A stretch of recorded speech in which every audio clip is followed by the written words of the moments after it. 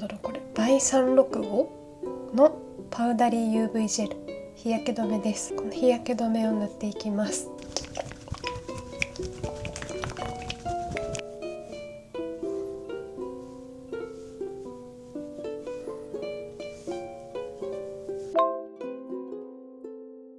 首も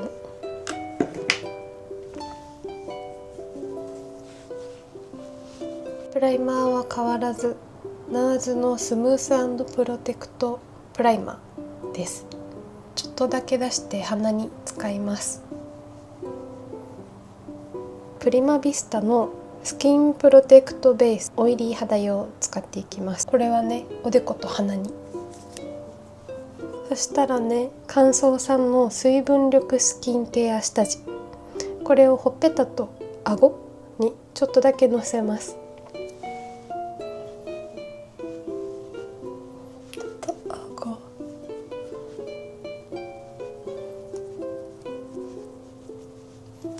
ファンデーションはヒンスのセカンドスキンメッシュマットクッション13番です。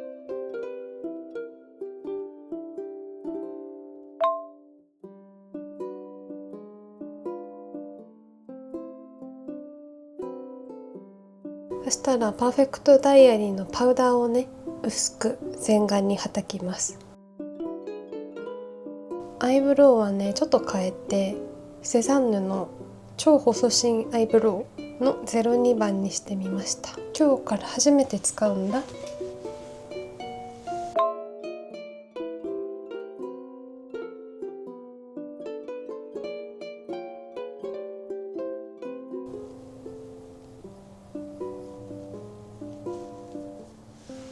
細くて描きやすいかも。ジュディドールのメリハリマスターパレット 02N。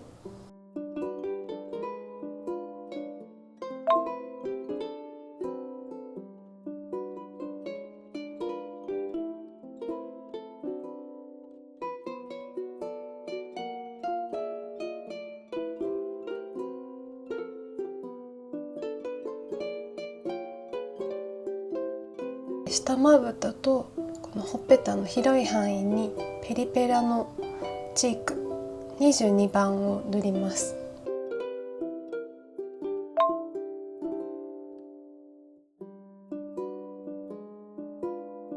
そしたらね、このフィーのデュアルチークメロ ND01 番のこっちの広い範囲の方をここら辺にのせていきます。画面越しじゃわかんないかも。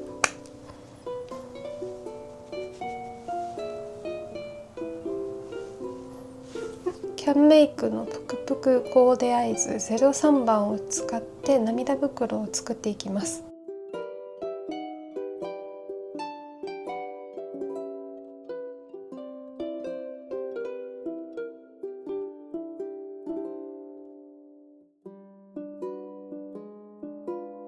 セザンヌの影色リップメーカーの03番でちょっと唇の輪郭を取っていきます。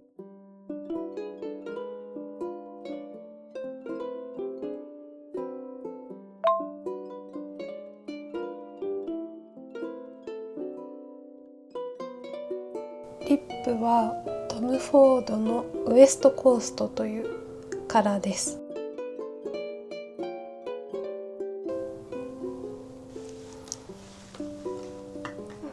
そしたらまつげを上げて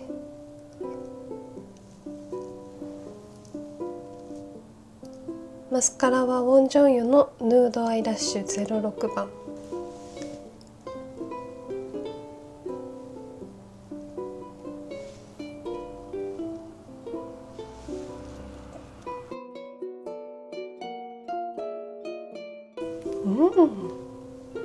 見えてるかな。まつげ終わるともうまつげやったら全然顔違う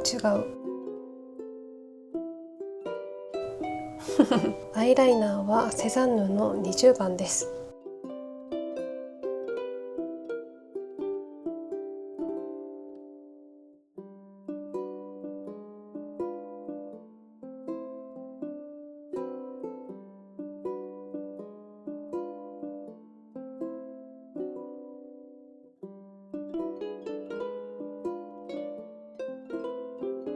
最後ハイライトはローラ・メルシエのマットラディアンスベイクドパウダーハイライト01番です。これをね、ほっぺと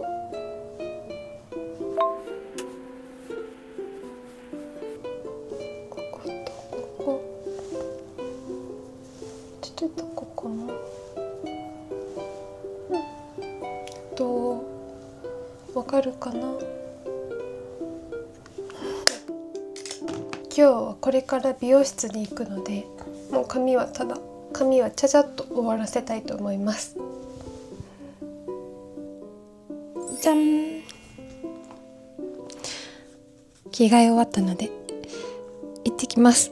今日はいい天気そうだからね、ちゃんと日傘とか小型ファンとかも見えてないね、入れてます。よし、あとカメラも持ってこう。公園とか寄って写真撮ってみようかな。じゃあ行ってきます。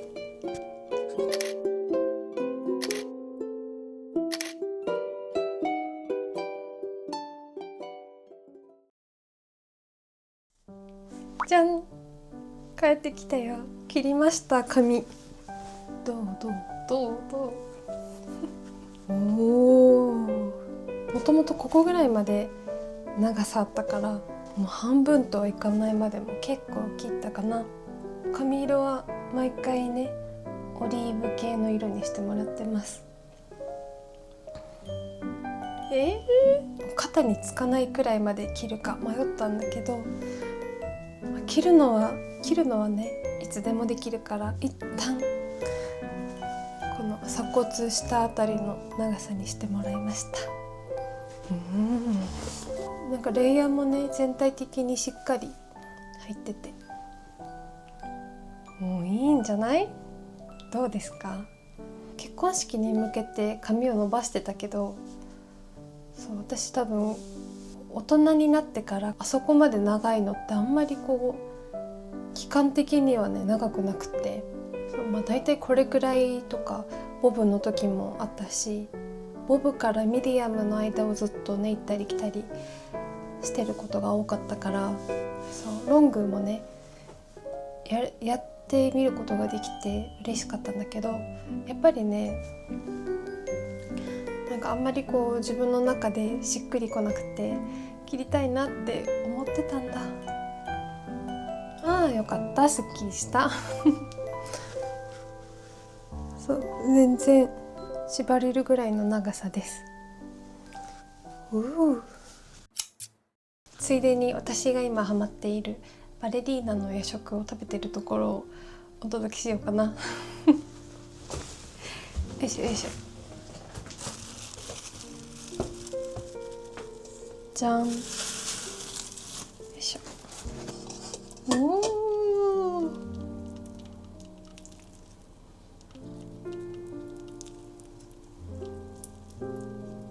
大変。入るかしら、きれいに。この水切りして落ちてきたホエイたちは後で炭酸水と蜂蜜と混ぜて飲みます。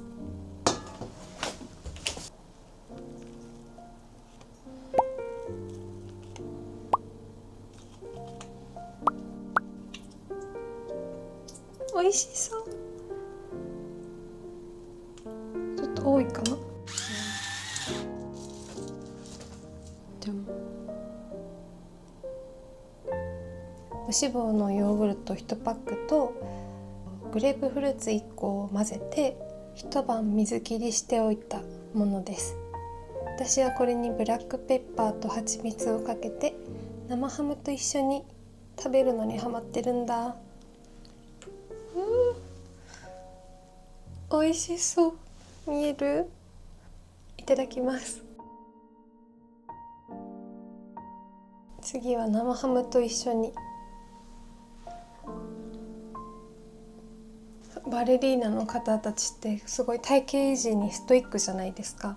本当にスレンダーな方が多い世界だと思うんですけど、そのねバレリーナの方が作って食べる夜食、バレリーナでも食べられる夜食として紹介されていて、バレリーナの夜食っていう名前がついたらしいですよ。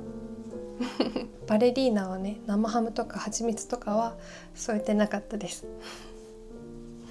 美味しいんだこれ。なんかね、水切りしたヨーグルトがすごく口当たり滑らかなクリームチーズみたいになってて、でもクリームチーズほどこうもったり感というか重さがないというか、ヨーグルトの酸味があるから濃厚だけど、濃厚でまろやかだけどさっぱりしててね、それがこのねグレープフルーツの甘みとか苦みとか酸味とすごくマッチしてて美味しいの。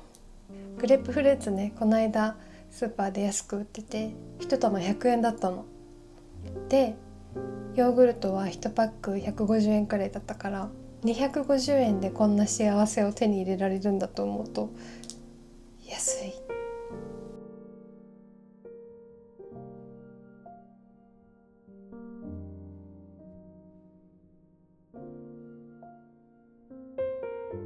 知ってるよって方も多い料理レシピだと思うんだけど、すごく好みだったから紹介したかったの。ケロが登ってきた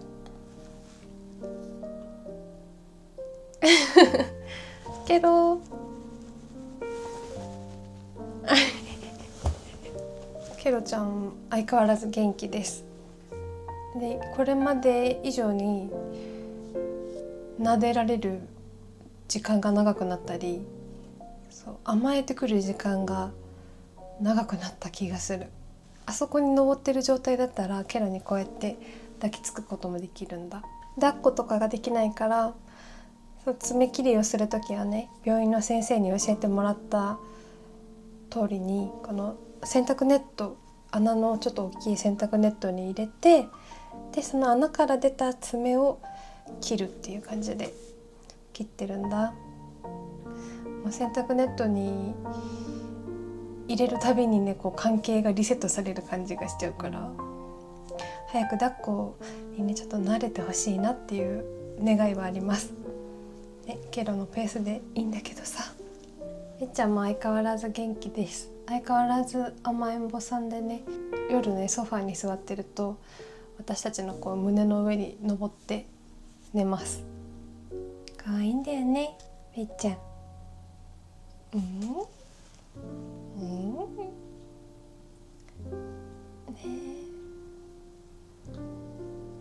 なんかでもやっぱさ、夏だからなのかな、冬よりも毛玉がすごいできやすくって、毎日ブラッシングしても次の日にはどこかしらに毛玉が出現してるから大変なんだよねペグは本当にブラッシング大嫌いだから。でもやんないとね、ペグが痛い思いしちゃうから、もうちょっと無理やりやるんだけど、ブラッシング嫌いな長毛の猫ってどうしてるんだろうね、みんな。ブラシもね、もう8個ぐらい試したんだけど、まだペグが好きなブラシには出会えてないんだよね。これからペグがいつかブラッシング好きになってくれますように。ということで今日は髪を切りに行くGet Ready with Me を見ていただきました。はい、本日も最後まで見てくださってありがとうございます。また次の水曜日の21時にこのチャンネルで待ち合わせをしましょう。それでは皆さんおやすみなさい。いい夢を。バイバイ。